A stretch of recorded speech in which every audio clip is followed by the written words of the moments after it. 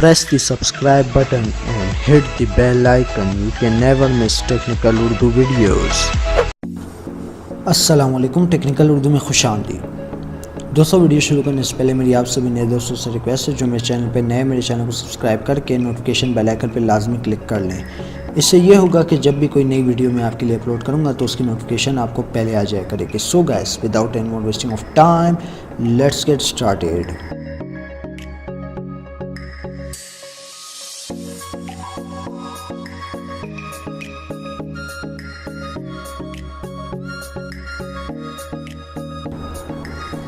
दोस्तों, मैं आज आपको एक वर्किंग जोन की ट्रिक शेयर करने वाला हूं जिससे आपको मिल जाएगा 1 GB इंटरनेट, वो भी 7 दिन के लिए।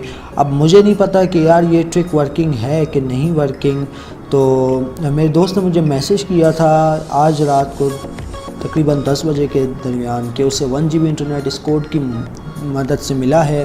तो ये कोड आज मैं आपको शेयर करने वाला हूं, तो वीडियो को शुरू में ही लाइक कर दीजिए क्योंकि ये इस वीडियो में आज आप ही का बहुत बड़ा फ़ायदा होने वाला है। तो गाइज़, यहाँ पे अब सबसे पहले आपने करना क्या है, अपने मैसेज में चले जाना है। मैसेज में जाने के बाद आपने यहाँ पे एक कोड लिखना है और यहाँ पे आपने लिख देना है DB कैपिटल वर्डिंग में और सेंड कर देना है अपनी जोन की सिम से।